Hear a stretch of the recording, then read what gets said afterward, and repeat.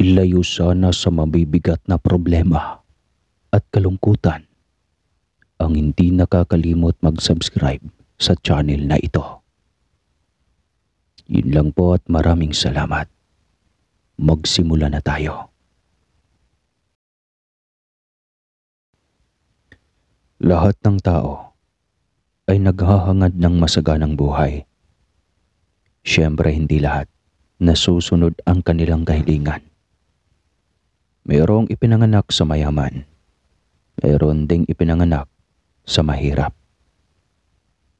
Isa si Cassandra sa ipinanganak bilang isang mahirap.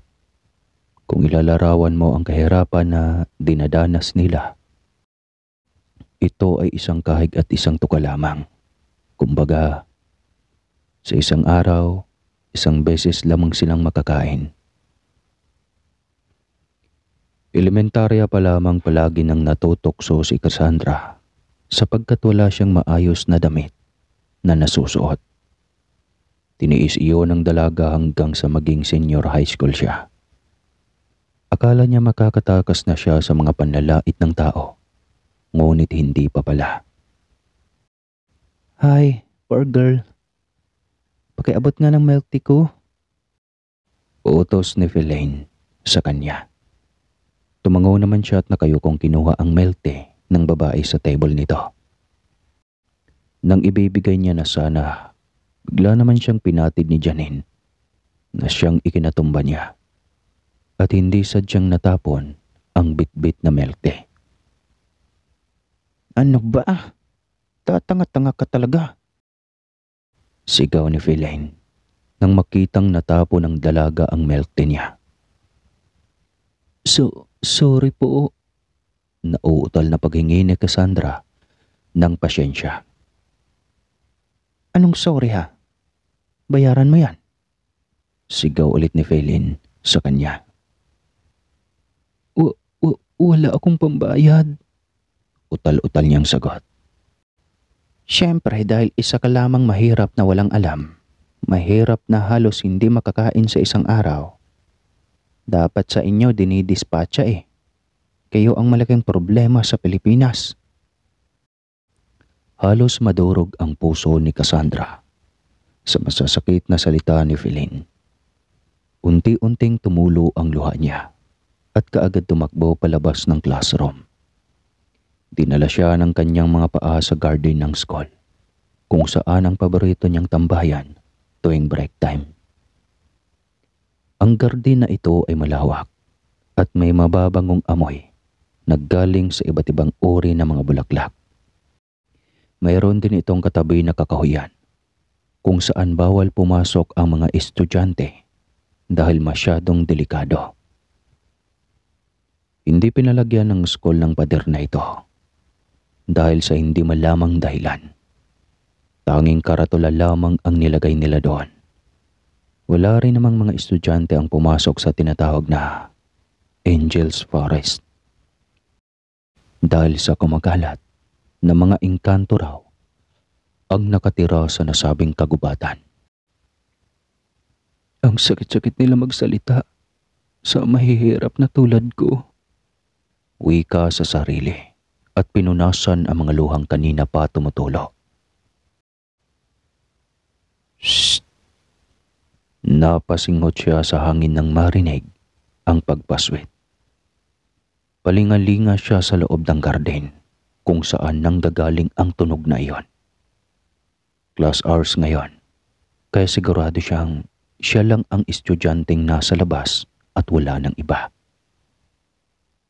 "Shh!" Kaagad niyang sinundan ang tunog at tumama ang mata niya sa kagubatan.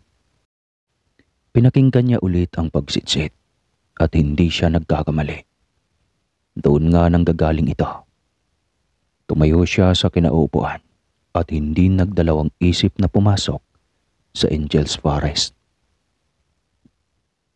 Wala rin naman siyang kinakatakutan na panganib dahil gusto niya na nga na maglaho rito sa mundo. Kaya siguro papapadaliin na lang niya. Mga ilang minuto siyang naglakad hanggang sa dinala siya ng kanyang mga paa sa isang malaking puno. Nawala na rin ang sitsit ng sitsit kanina. Nakatayo siya at tiningala ang malaki at matabang puno. Hindi ito normal na mga punong katulad sa mga nakikita niya. Maganda ba ang bahay ko? Napatili si Cassandra nang may biglang nagsalita sa likuran niya. Nilingon niya ito. Isang gwapo at matipunong lalaki ang tumambad sa kanya. Walang emosyong itong nakatingin sa kanya at tila sinusuri siya. Bahay? Nauutal na tanong niya at tinuro ang malaking puno. Hindi. Maikling sagot ng lalaki. Hindi na nagtanong si Cassandra at umubo na lang para hindi mautal kapag tinanong siya ng lalaki. Ilang minutong tumahimik bago siya nagtanong ulit. Nakakahiya kasi kung magtitigan lang sila. Bakit ka nandito? Di ba pinagbabawal ng school na pumunta ang mga estudyante rito? Takang tanong ni Cassandra. Dapat tinatanong mo sa sarili mo yan. Napaiwas ng tingin si Cassandra at ngumiti-ngiti dahil sa hiya. Oo nga pala, dapat sa sarili niya iyon tinatanong. At ang lalaking ito, hindi naman mukhang estudyante. Ano nga bang ginagawa mo rito?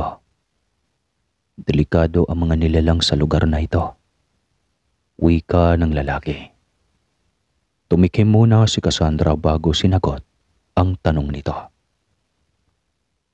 Nasa garden kasi ako kanina, tapos may sumitsit sa akin kaya sinundan ko ito.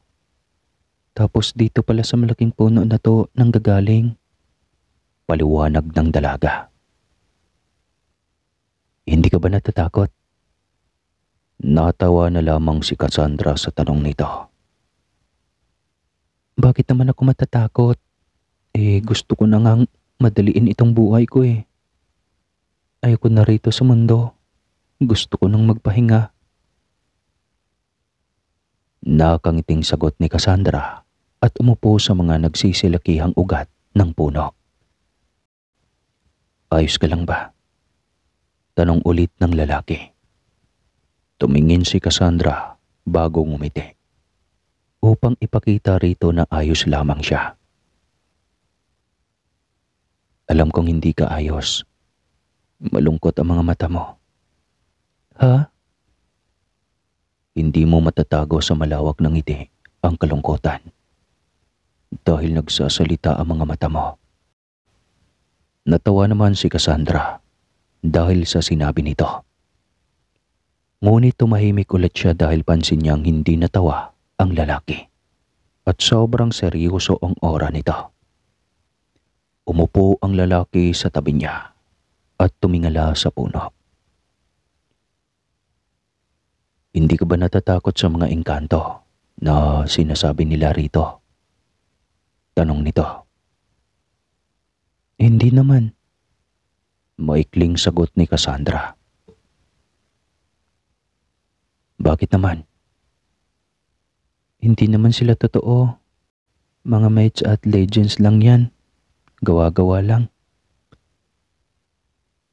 Sagot ni Cassandra at tumayo at saka pinagpag ang skirt na suot. Mauna na ako ha. Baka mahuli ako ng mga staff ng school dito. Mapunta pa ako sa detention office. Pagpapaalam niya sa lalaki. Anong pangalan mo? Natigilan si Cassandra sa paglalakad dahil sa tanong nito. Cassandra, sagot niya at nilingon ang lalaki tsaka nginitian. Ikaw? Ako si Marvin. Tawagin mo kong Marvin. Okay Marvin, alis na ako ha. Bukas na lang ulit. Pupunta ka ulit dito. Tumango ang dalaga bago tuluyang umalis. Sinisigurado niya munang walang tao ang makakakita sa kanya. na nanggagaling siya sa Angel's Forest bago tuluyang lumabas. Uwian na nang umakyat si Cassandra sa classroom. Sinadya niya talagang magkating dahil nahihiya siyang magpakita sa mga guro niya na madumi ang uniform na suot niya dahil sa milk tea.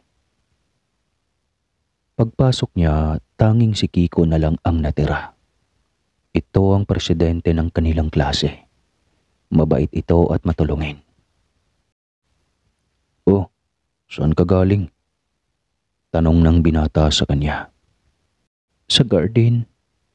Nilabas lang lahat ng sama ng loob ko," sagot ni Cassandra. Okay. Una na ako ha. Mag-iingat ka." Kaagad na isinukbit ni Kiko ang bag at lumabas na ng classroom. Kinuha niya na rin ang lumang bag at bumuntong hininga na lumabas na rin ng classroom. Pagka-uwi niya, nadatna na naman niya ang mga magulang niya na nag-aaway. Kaya imbis na umuwi ay tumungo na lamang siya sa kanyang lolo. Kilalang albularyo ang kanyang lolo Nero. Magaling ito at marami ng napagaling na mga tao. Hindi tumatanggap ng bayad ang matanda dahil tulong ang kanyang ginagawa at wala sa bokabularyo nilang mga albularyo na magpabayad sa mga taong nagpapagamat. Naniniwala kasi sila na binigay ito ng Diyos upang sila ay makatulong at hindi gawing negosyo ang panggagamot. Pero kung may magpupumilit na mag-abot ng bayad, walang magagawa ang matanda kundi ang tanggapin. Yun naman ay mga mayayaman na dumayo pa sa bahay nila para magpagamot. "O apo, napadalaw ka. Kumain ka na ba?" tanong ng kanyang lolo. "Hindi pa polo eh." "Nag-aaway na naman ba ang mga magulang mo?" Tumango-tango naman si Cassandra. Kaya ngumiti ang matanda at inayang kumain ang apo sa loob. Habang kumakain, biglang natanong ni Cassandra ang tungkol sa mga engkanto. Natigil naman ang matanda sa pagsasandok ng pagkain dahil sa tanong ng kanyang apo. Mupo siya sa harap nito at inilapag muna saglit ang kaldero at saka nagsandok. "Apo, totoo ang mga engkanto." "Di ba lo, mga kwentong bayan lang sila, mga gawa-gawa lang." "Nako, hindi apo. Apo naman, albularyo itong lolo mo. Kaya alam kong totoo ang mga engkanto." Hindi na lamang umimik ang dalagita at kumain na rin. "Ang mga engkanto o lamang lupa ay pinapaniwalaang may angking kakayahang naiiba sa mga ordinaryong nilalang gaya ng tao o hayop. May iba't ibang uri ng engkanto. Nangunguna rito ang mahumanay, isang magandang lalaking engkantado na may puting mga balat at mahabang itim na buhok. Amoy matatamis na bulaklak ang mahumanay. Kumukuha sila ng babaeng kanilang napupusuan upang dalhin sa kanilang mundo o daigdig. Nag-aanyo silang tao na gwapo o di kaya ay pangit upang subukin ang kabaitan ng babaeng kanilang napupusuan. Gagantimpalaan nila ito kapag mabait ang babae kahit nag-anyong pangit sila. Pangalawa, ang talamanhig. Mga babaeng engkantada na may mga mapuputlang balat. Magaganda ang mga ito at mahabang itim na buhok. Matutulis na hugis dahon na tenga. Sila ay umaakit ng binatang mortal. Ayaw ng mga mahumanay ang amoy ng mga talamanhig. Dugtong ng matanda. Marami pang uri ng mga engkanto katulad ng tamawo. Isang malumang engkanto na tila'y anak ng araw. Dalakit noon, masamang uri ng engkanto. May mapuputi rin silang balat, itim na buhok at magagandang mukha. Inaakit nila ang babaeng mortal upang gawing asawa o di kaya ay alipin. Babaeng dalakit noon ang magagandang engkanto na may ginintuang kayumang gibalat. Inaakit nila ang mga lalaking binata gamit ang kanilang ganda. Aalukin nila ito ng itim na kanin. Kapag kinain ito ng binata, hindi na siya makakaalis sa dimensyon ng mga engkanto. May mga taong lipod, mga masamang maligno, na kung magpapakita ay mga itim na anino o taong itim. Ang huli ay lambana. Ang huli ay mga lambana. Isang mga maliliit na nilalang na may pakpak na tutube o paro-paro. Pero ito ay isang magandang mga diwata. Mababait ang mga ito at kaya kang gabayan. Kinakaibigan lang nila ang mga tao na mga bababait at mapagkakatiwalaan. Binibigyan nila ito ng swerte o mga babala sa buhay katulad ng mga sakuna o ano pa. Pero kapag nag-anyo na sila ng totoo nilang kaanyuan, ito ay mga magaganda na babae.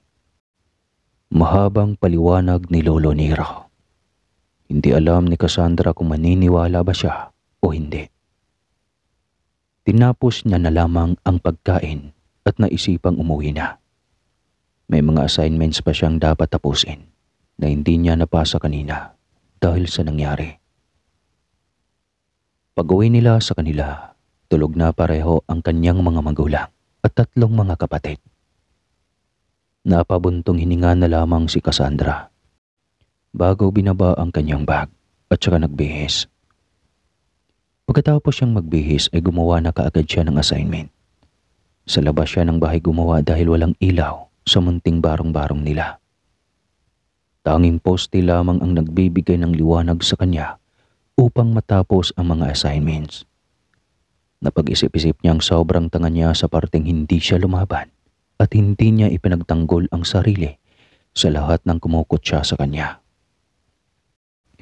Napabuntong hininga na lamang si Cassandra bago nagsimulang magsulat. Tahimik siyang nagsusulat nang biglang may isang lalaking pulubi ang umupo sa tabi niya. Nagulat naman siya dahil hindi niya man lang naramdaman ito na lumapit sa kinauupuan niya. Ala, ano pong ginagawa niyo rito? Nagtatakang tanong ni Cassandra. Pwede ba rito muna ako magpapalipas ng gabi, iha? Wala na kasi akong matutulugan eh. Pinaalis ako ng may-ari ng tindahan sa kabilang kanto.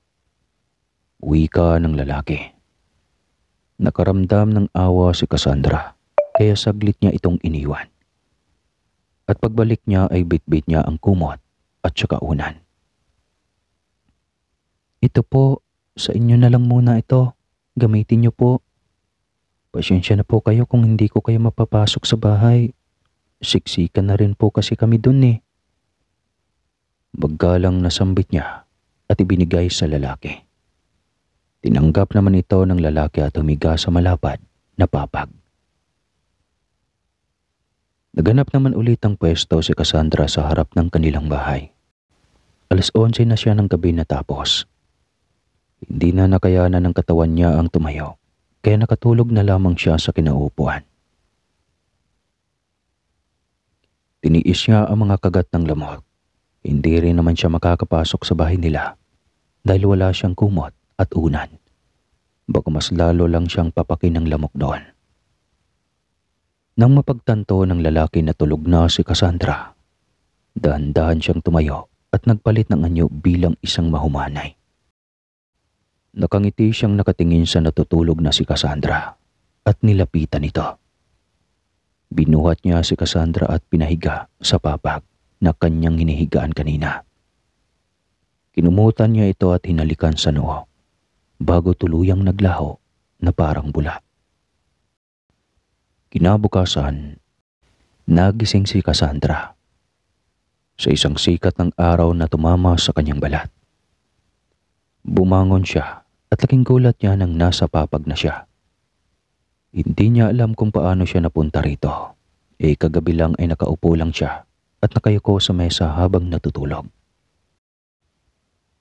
Anak, mabuti at gising ka na. Pasok ka na rito sa loob. Naghanda na ako ng makakain. Napakunot noo si Cassandra at sinunod ang nanay niya. Dinala niya ang kumot at unan bago pumasok. Pagpasok niya, tumambad sa kanyang masasarap na pagkaing nakahain sa mesa. Masaya ring kumakain ang kanyang mga kapatid. Napakunot noo naman si Cassandra dahil sa nangyayari. Saan po galing tunay? Nagtatakang tanong ng dalaga at saka inilapag ang kumot at unan. Ano ka ba? Yung boss ng papa mo sa trabaho nagpunta rito kaninang madaling araw. Pinabalik siya kapalit ng 5,000 na sahod. Masayang sagot ng kanyang nanay.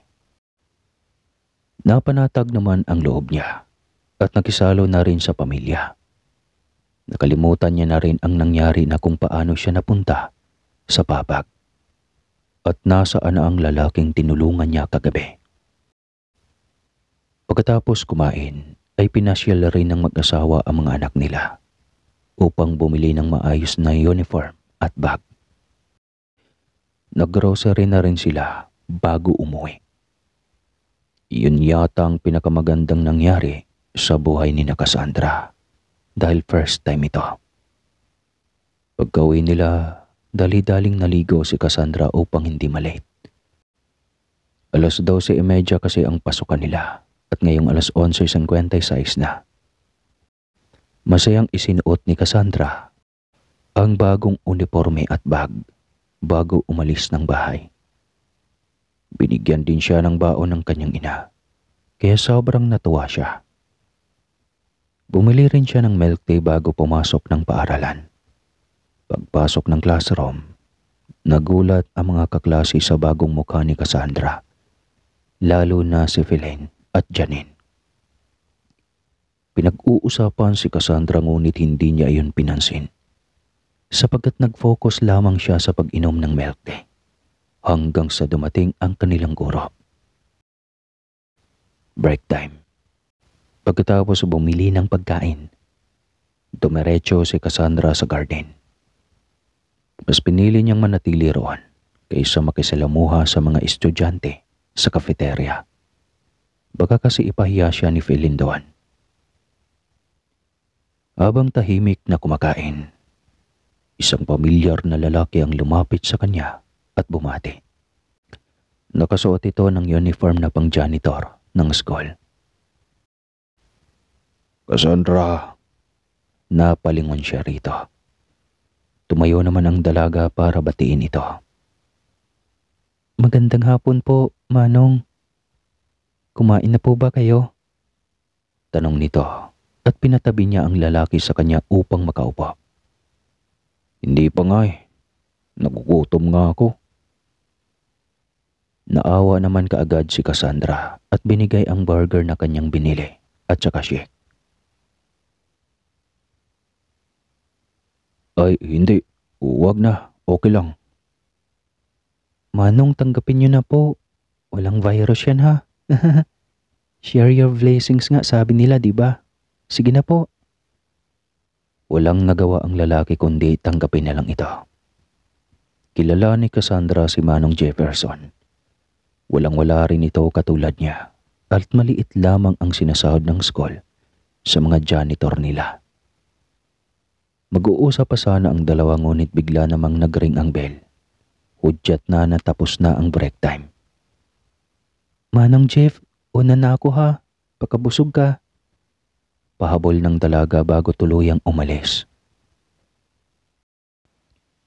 Tumayo naman si Manong Jefferson at nakangiting tumingin kay Cassandra na tumatakbo papalayo. Unti-unti namang nagbago ang anyo ng lalaki at muli, naging isang mahumanay. Napangiti naman siya at hinawakan ang kanyang tumitibok na dibdib. Nangyayari ito tuwing nalalapitan niya nang malapitan si Cassandra. Napailing na lamang ang mahumanay at biglang naglaho. Habang papaakyat si Cassandra, nakasalubong niya si Manong Jefferson na masayang nakikinig ng music sa earphones nito. Umurong ang dila niya dahil sa pagtataka. Nasa baba lang kanina si Manong Jefferson. Papaanong napunta siya sa taas at paanong nakasalubong niya ito? Tatanungin niya sana ito ngunit hindi na lang. Dahil baka mag-akalang matanda na nababalaw na siya. Kaya ipinagsawalang bahala niya na lamang ito at umakyat na kaagad ng classroom. Pagkarating sa harap ng classroom, nasilip niya na wala pa ang guro. Kaya nakahinga siya ng maluwag. Pagbukas niya ng pintuan, napasigaw siya nang maramdaman ang malamig na tubig na tumama sa kanyang ulo. Dahilan upang mabasa siya. Pinunasan niya ang kanyang mga mata at napagtantong pinagtatawanan siya ng mga kaklase, except kay Kiko na sinusuway ang mga ito. Naka-cross arm naman si Phylene at Janine habang nakatingin sa kanya. Yan, nagmukha ka ulit itim na basahan. Natatawang sambit ni Phylene. Tinignan ni Cassandra ang uniform at naging gulat niya na puro itim na ito. Ink pala ang tinapon sa kanya nila Phylene. Kaagad na lumabas ng classroom si Cassandra at tumiretso ng CR upang maghugas. Ngunit pagkadating niya doon, nakasalubong niya si Shera at ang mga alipores nito. Nang bubuli din ito sa kanya kaya wala siyang nagawa kundi ang dumiretso sa garden. May tubig naman doon kaya pwede siyang maghugas. Kaagad niyang hinubad ang uniforme at binasa ang katawan ng ink bago pa matuyo ito. Mabuti na lamang at naagapan kaya nawala agad. Pinulot naman niya ang uniform sa lapag at binuhusan ng tubig tsaka kinusot. Hindi napigilan ni Cassandra ang mapaiyak habang kinukusot ang nag-iisang uniform. Napatanong na lamang siya sa kanyang sarili kung bakit ginaganon siya ng mga tao. Bakit siya pinapahirapan ng mga ito? Hindi napigilan ni Cassandra ang mapaluha habang kinukusot ang nag-iisang bagong uniform. Napatanong na lamang siya sa kanyang sarili kung bakit ginaganon siya ng mga tao. Bakit siya pinapahirapan ng mga ito? Wala naman siyang masamang ginagawa. Pagkatapos siyang maayos ang sarili, aakmang babalik na sana siya ngunit biglang nawalan siya ng lakas na loob na muling harapin sina Phylene. Bumalik na lamang siya sa garden at muling pumasok sa Angel's Forest. Doon niya lahat sinigaw ang sakit na nararamdaman. Wala siyang pakialam kung may mabubulabog siyang mga engkanto o elemento. Iniyak niya ang lahat ng sakit na nararamdaman. Ang ingay mo naman. Napalingon siya nang makita si Marvin. Kaagad niya itong tinakbo at nilapitan, tsaka niyakap ng mahigpit. Malamig ang katawan ng binata ngunit walang pakialam si Cassandra. Gusto niya lang na may makayakap dahil pagod na siya. Ayaw na niya sa mundo. Kasi gusto niya sa mundo mo. Di joke lang. Ayaw ko na rito. Pagod na ako. Gusto kong takasan ng lahat at bumalik na lang kapag ayos na. Pagod na ako. Bakit napakasama ng mundo? Umiiyak na wika niya. Ginantihan naman siya ni Marvin ng yakap at pinatahan. Para kay Cassandra, wala lang sa kanya ang yakap. Ngunit para kay Marvin na isang mahumanay ay may ibig sabihin. Oo, tama. Si Marvin ang mahumanay na nag-aanyong pulobe at janitor upang subukin si Cassandra. Ngunit hindi pa roon nagtatapos. Bakit? Gusto mo na ba talagang maglaho rito sa mundo niyo? Tanong ni Marvin. Ilang minuto pa bago nakasagot si Cassandra. Kumalas muna sa pagkayakap ang dalaga bago sinagot si Marvin. Hindi ko alam. Naguguluhan na sagot ni Cassandra at umupo sa malalaking ugat ng puno. Umupo rin si Marvin sa tabi niya at isinandal ang ulo ni Cassandra sa balikat niya. Para kay Marvin, napakaswerte ng araw na iyon dahil tuluyan niyang nahawakan ng babaeng kanyang napusuan. Ilang minuto bago natapos ang pag-iyak ni Cassandra, umayos ng upo ang dalaga at saka pinunasan ng luha. Pasyensya ka na ha. Madrama lang talaga ako. Normal lang na umiiyak, hindi drama yan. Sorry talaga. Ano ba ang nangyari? Kwento lahat-lahat ni Cassandra ang nangyari at ang pang-aalipusta ni Philin at Janine. Huwag kang mag-alala. May karma rin na darating sa kanila. Kinahaponan pag-uwi, isinumbong kaagad ni Cassandra ang nangyari sa uniform niya. Susugurin sana ng kanyang ina si Philin, ngunit pinigilan niya lamang ito. Mayaman po ang pamilya nila, Nay. Huwag na. Karma na lang ang bahala sa kanila. Sagot ni Cassandra at pinakalma ang anak. Huwag kang mag-alala. Bibilhan ka namin ulit ng uniform sa pangalawang sahod ng papa mo, ha? Sige na. Ihatid mo muna tong ulam na niluto ko sa lolo Nero mo. Kaagad namang sinunod ni Cassandra ang utos ng ina. Pagkadating niya sa bahay ng kanyang lolo, inabot niya kaagad ang ulam na niluto ng kanyang mama. Kumustang pag-aaral mo? Tanong ng matanda. Ngumiti naman si Cassandra at sinabing ayos lang. Naudlot ang pag-uusap nila nang biglang may kumatok sa pintuan ng matanda. Dali-dali itong binuksan ni Cassandra at tumambad sa kanya ang babaeng may magarang kasuotan. Si Lolo Nero. Kailangan ko siya dahil ang anak ko ay naengkanto. Pinapasok naman kaagad ni Cassandra ang babae. Sumunod ang asawa nito buhat-buhat ang anak nilang dalaga. Nanlaki ang mga mata ni Cassandra nang makitang si Philin ang dinala ng babae dito. Ginamot ng matanda ang dalaga at nag-usal ito ng hindi naiintindihang lingwahe. Malaki ang galit ng engkanto sa anak mo, Mrs. Ano? Wala namang ginawang masama ang anak ko. Ni hindi yan napunta sa kakahuyan. Galit na wika ng babae. Hindi porket hindi napunta sa kakahuyan, hindi na magagalit ang engkanto. Siguro may nagawang mali ang anak niyo na sobrang ikinagalit niya. Katulad ng ano po, Lolo Nero? Biglang sabat ni Cassandra. Katulad na lamang ng sinaktan niyang napupuso ang babae ng engkanto na iyon. Mabait po ang anak ko sa paaralan. Ang alam ko wala siyang nasasaktan. Mas mabuti pang kayo na lamang po ang kumausap sa anak mo pag-uwi niyo. Ito muna ang ipainom ninyo sa kanya upang hindi lumala ang sakit na ibinigay ng engkanto. Tumango naman ang babae at nagpasalamat sa matanda. Inabutan niya ito ng 1,000. Tumanggi ang matanda ngunit hindi nagbatinag ang babae. Kaya walang ibang nagawa si Lolo Nero kundi ang tanggapin ito. Pag-alis ng tatlo, pinaupo niya si Cassandra sa harapan niya upang kausapin.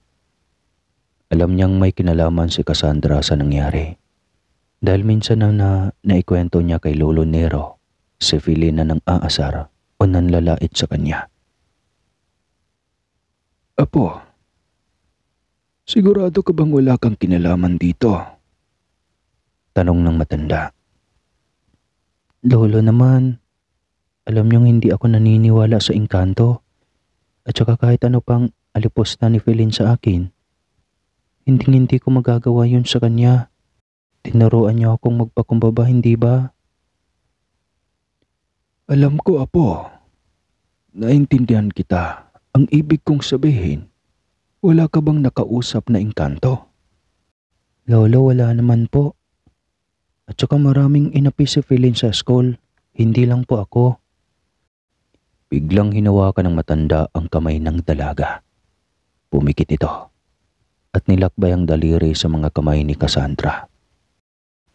Ilang minuto pa ang makalipas nang iminulat ulit ni Lolo Nero ang mga mata. Hindi ako nagkakamali. Isang mahumanay ang nagkagusto sa iyo, Apo. Siya rin ang naging dahilan ng pagkasakit ni Philene. Nanlaki ang mga mata ni Cassandra at natakot sa sinabi ng kanyang lolo. Po, layuan mo na lang siya kung sino ang alam mong lumalapit sa iyo. Sa totoo, hindi masama ang mga mahumanay, pero mas mabuting lumayo ka lamang sa kanya. Hindi ko po alam, Lo. Hindi ko maintindihan. Ang mahumanay ay may kayang magpalit ng anyo. Malalaman mo kung engkanto ba ang nakakausap mo dahil walang guhit ang kanilang mga kamay katulad sa mga tao. Ayun ang hindi nila kayang kopyahin sa atin. Natahimik naman si Cassandra dahil sa sinabi ng lolo. Hindi niya inakalang may magkakagusto sa kanya na engkanto. Tumayo ang matanda at isinalin ang ulam na dala ng apo sa isang Tupperware. Kung hindi mo siya kayang layuan at kung nahuhulog na rin ang puso mo, mas mabuting sabihin mo na lamang na tigilan niya ang panggagambala kay Philene. Pero Apo, tandaan mo, wag na wag kang kumain sa kahit anong ibibigay niya. Ito ay itim na kanin na pwedeng magdala sa iyo sa mundo nila. Mahabang paliwanag ng matanda at saka inabot ang pinggan na walang laman. Tumango-tango si Cassandra at kinuha ang pinggan. Umuwi na rin siya upang makakain na rin ng panghapunan. Siguradong hinihintay na siya ng kanyang mga magulang. Kinabukasan, walang ganang pumasok si Cassandra. Baka kasi siya ang mapagbibintangan ni Philene na naging dahilan ng pagkasakit niya at masira ulit ang kanyang reputasyon sa school. Umabsent muna siya sapagkat pakiramdam niya ay nangihina ang kanyang katawan. Mas pinili niya na lamang na manatili sa bahay kaysa makipagsalamuha ulit sa mga estudyante ng kanilang paaralan. Anak, sigurado ka bang hindi ka sasama sa paghatid ng mga kapatid mo? Tanong ng mama niya. Umiling na lamang si Cassandra kaya walang nagawa ang nanay. Pagkaalis ng kanyang nanay at mga kapatid, sakto ring may dumating na lalaki at kay ubod ng pangit ang itsura. May mga malalaking ngipin ito, mga matang naluluha at maraming muta at saka madumi. Nanghingi ito ng pagkain kay Cassandra at dahil sa awa, kaagad niya itong binigyan ng kanin at ulam na tira pa kagabi. Habang kumakain, umupo si Cassandra sa maliit na upuan at pinagmamasdan kung paano kumain ang pangit na lalaki.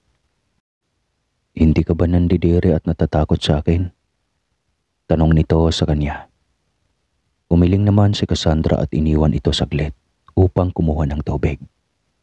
Paglabas niya, kaagad niya itong inabutan ng isang pitsil na tubig at malinis na baso. Kaagad naman iyong tinanggap ng lalaki. Bakit hindi ka nagsasawang tumulong? Mahirap lang din kayo. Tanong nito. Alam ko kasi kung gaano kahirap ang buhay. Kami rin mahirap pero walang mawawala kung tumulong, di ba? Sagot ni Cassandra. Bakit malungkot ka? Wala. Okay lang ako. Sigurado ka ba? Napabuntong hininga si Cassandra at walang nagawa kundi sabihin ang totoo. Sabi kasi ni Lolo, yung engkanto raw na nagkakagusto sa akin, kakausapin kong itigil ng pananakit kay Philene. At kaya rin ako malungkot kasi baka ipagkalat ni Philene na akong dahilan ng pagkasakit niya. Natatakot akong laitin ng mga estudyanteng walang alam sa nangyari. Mahabang paliwanag niya. Tumango-tango naman ang lalaki at nagpasalamat saka nagpaalam. Ingat ka ha. Kaagad na niligpit ni Cassandra ang mga plato at tubig na ginamit at saka pumasok ng bahay. Nagbago ulit ng anyo ang lalaki at naging isang mahumanay. Pero ngayon, hindi na ngiti ang nasa labi niya, kundi ang paggawa. Nakaramdam siya ng awa sa babaeng kanyang minamahal. Nakaramdam rin siya ng pagsisisi sa ginawa niya. Kaagad siyang naglaho at nagpagdesisyon ng bawiin ang sakit na binigay niya kay Philene. Para lang din sa kapakanan ni Cassandra. Kinabukasan, masayang gumising si Cassandra at naghanda. Maaga kasi ngayon ang schedule nila, kaya wala na siyang oras na inaksaya pa. Pagkatapos niyang maghanda, dali-dali siyang nagbihis at nag-ayos ng sarili. Aalis na sana siya nang makasalubong ang kanyang papa. Pa, wala ka pong pasok? Tanong ni Cassandra. O, anak, wala. Ito, nagtaya na lang ako sa loto. Malay mo, di ba? Manalo tayo. Ano? Alis ka na ba? Opo pa, maaga kasi ang pasok namin ngayon. Tumukot ang tatay niya ng 50 pesos at inabot sa kanya. Iyan lang muna ang baon mo, anak, ha? Bukas pa kasi ako makakabalik sa trabaho. Mag-iingat ka, anak. Bumeso naman si Cassandra sa ama bago tuluyang umalis. Pagkaramdam niya'y guminhawa ng panandalian ang buhay nila. Pero hindi pa rin talaga mawala sa utak niya ang pangangamba na baka biglang bumalik ulit sila sa dating gawi na isang kahig isang tuka. Habang naghihintay na tumigil ang mga sasakyan upang makatawid, natanaw ni Cassandra sa di kalayuan ang isang maputi, matangkad, may mahabang itim na buhok at gwapong lalaki. Tila pinapalibutan ito ng ilaw habang nakatingin sa kanya. Kinusot-kusot niya ang mga mata bago tinignan ulit ang nag-aakalang namamalikmata siya. Ngunit hindi pala. Nandoon pa rin sa gawin nito ang lalaki at nakatingin sa kanya na para bang may pinapahiwatig. Miss, ano, tatawid ka ba? Napabalik sa wisyo ang dalaga nang marinig ang tanong ng isang lalaki na nandoon sa daan. Tumango naman siya bilang tugon at hindi nawala ang tingin sa lalaki kanina. Beep! Napasigaw siya dahil sa gulat ng may biglang bumusina. Isang malaking truck ang nasa harapan niya ngayon.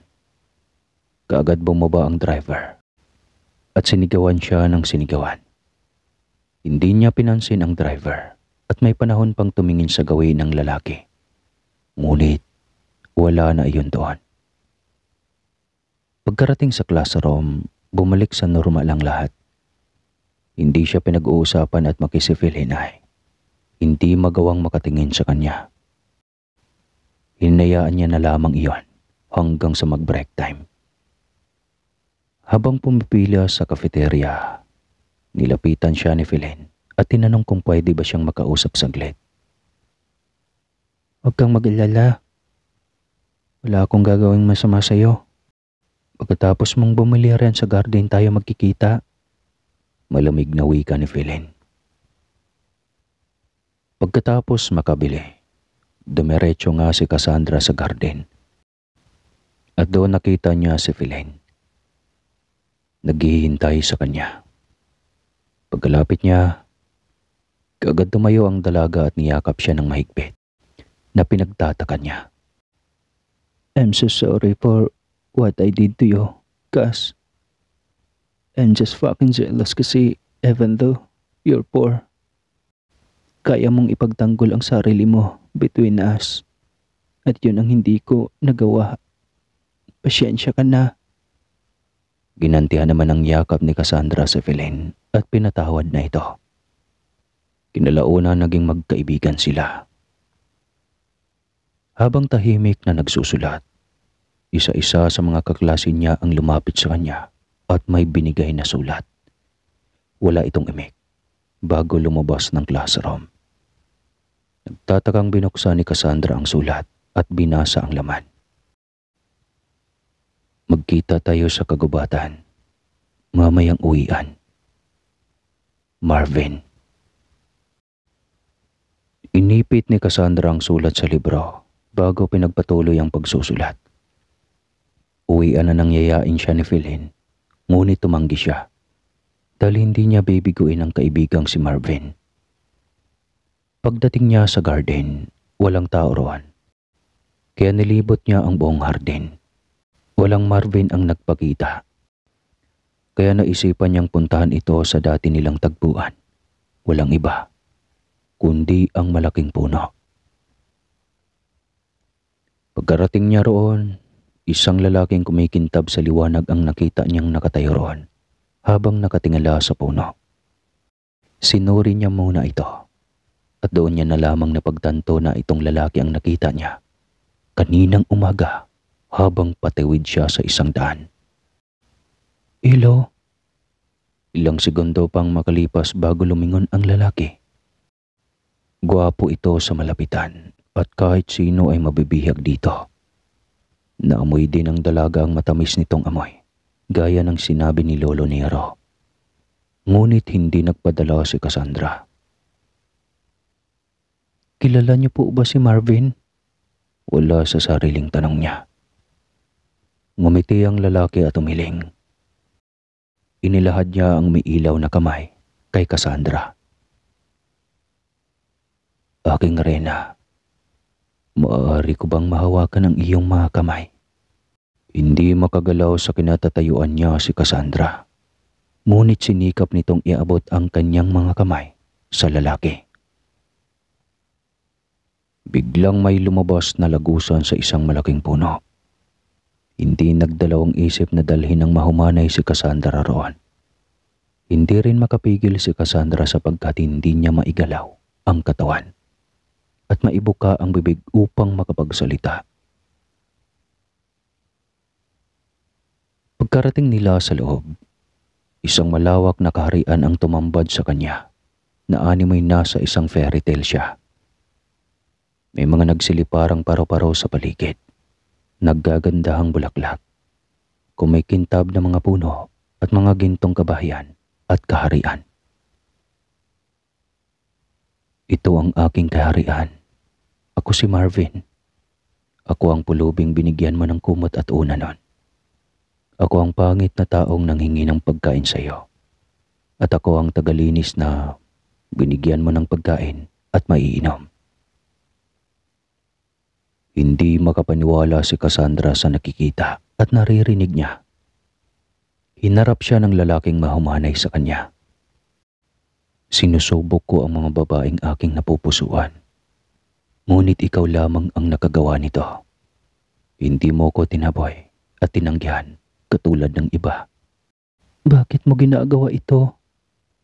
Sa wakas nakapagsalita na rin siya. Sapagkat iniibig kita. Unang kita ko pa lang sa iyo noon. Sobrang nabighani na ako sa kagandahang taglay mo. Kaya sinubo kita at mas lalo akong nabighani sa ugali at pagkatao na mayroon ka, Cassandra. Paliwanag ng mahumanay. Kaya kita dinala rito upang ipakita sa iyo ang magiging buhay mo. Kung pipiliin mo ritong tumira o dito sumama. Kaagad na binawi ni Cassandra ang mga kamay niya. Hindi ako sasama sa iyo. Ayaw ko. Gusto kong umuwi sa amin. Ngumiti ang mahumanay at hinawakan siya sa pisngi. Wala akong magagawa kung yan ang gusto mo, aking Reyna. Pero gusto ko lang malaman mong iniibig pa rin kita. Kung gusto mong manatili sa pagiging mortal. Doon na lamang kumalma si Cassandra. Ibalik mo na ako sa amin. Salamat kung pinadama mo ang pagmamahal na gusto kong madama sa isang tao. Ngunit hindi ko kayang manirahan dito. Marami akong pangarap. Kung yan ang gusto mo, maaari ka nang bumalik, aking reyna. Pumitik ang mahumanay at biglang nandilim ang paligid ni Cassandra. Kinabukasan, unti-unti niyang minulat ang kanyang mga mata. Nagising siya sa ingay ng kanyang mga magulang. Dali-dali siyang lumabas ng kwarto at sinilip ang mga ito. Ano pong nangyari? Anak, nanalo tayo sa loto. Mayaman na tayo. Milyonaryo na tayo. Masayang sigaw ng tatay niya at hinahalikan sa pisngi ang nanay niya dahil sa tuwa. Kagad namang lumabas si Cassandra at doon. Nakita niya ang mahumanay na nakangiting nakatingin sa kanya. Nginitian ni Cassandra ito at bumulong ng salamat. Tumango ang mahumanay at unti-unting naglaho. Mula noon na hindi na niya ito nakita at kahit pinunta niya ito sa malaking puno na dati nilang tagpuan, hindi na talaga ito nagpakita pa. Hanggang dito na lang po ang kwentong ito kasi maingay na ang aso.